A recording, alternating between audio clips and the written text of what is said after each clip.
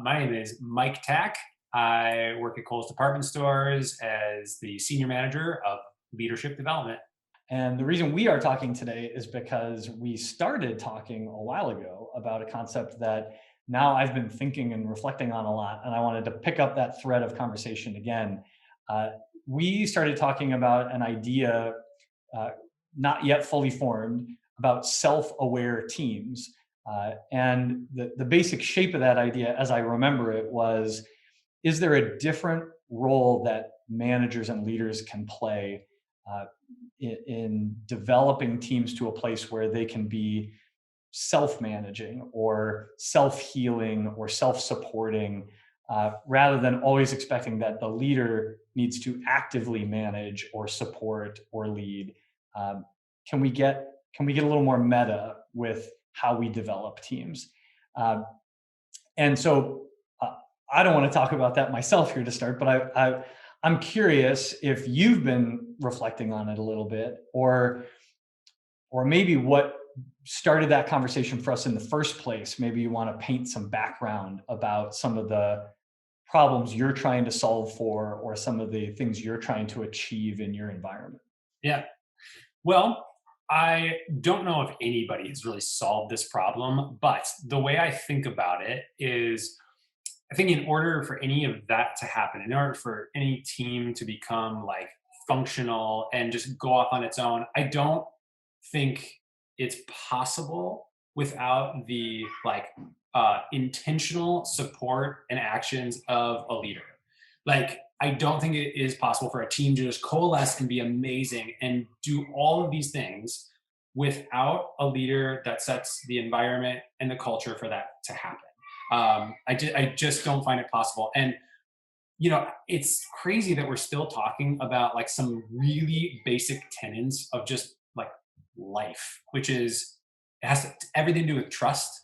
And I wrote a LinkedIn thing about this, and I'm trying to get this more instituted in our organization, which is just that concept around psychological safety. And I talk about it all the time from the standpoint of like, I'm going to go on positive intent that most leaders are not they're not creating or intentionally creating a psychologically unsafe environment. But what I don't think is happening in lots of cases is that I don't think leaders are intentionally creating psychologically safe environments.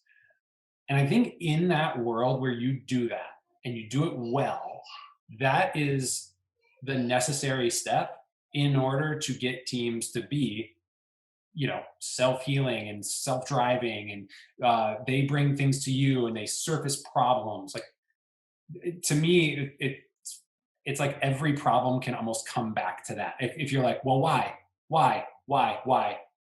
that's it for me, which is just this base of, does a team feel safe enough to say, let's do this? How about that? I don't agree with you. And then they can move forward together. Yeah, I like that a lot. I do think a lot of the challenges that we hear teams and leaders talk about come back to: I didn't feel safe, or I wasn't paying attention. Right? Yeah. I was just reacting. I didn't know how I was showing up, or I was on autopilot and then I broke a bunch of stuff or hurt people's feelings.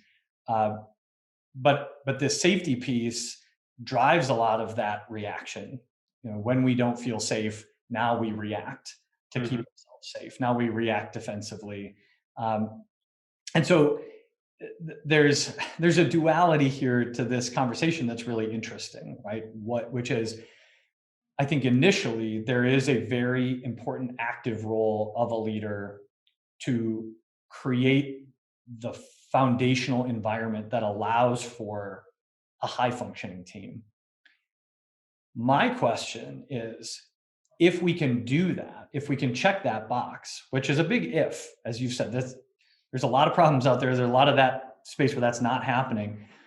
But I'm curious if you think there's a higher level, a next plateau to reach for, where if as a leader I've actively invested in creating a psychologically safe environment, in making my own practice as a leader more intentional, at what point can I become a more developmental leader who is thinking about helping my team do this instead of needing me to do this. I see a lot of leaders spending a lot of their time fixing. I've got two people on my team who don't like each other right now. They're crabby. They're not communicating effectively. They're not working well together. I need to now go in and spend my time making this work better. Do you think it's possible to build a team if we do these prerequisites, build a team where the team themselves have the skills and the social norms and the expectations laid out, the tools too, to do some of those things themselves, where we are here as a support, but you already know how to fix this. I don't have to swoop in and do it. Yeah. Through very hard work. Like, I think a self-governed team is like any relationship. I mean, I think about a marriage, I think about anything else where it takes time, effort, energy, and development. And, I think about that example you gave about, okay, two people are arguing and a manager has to step in.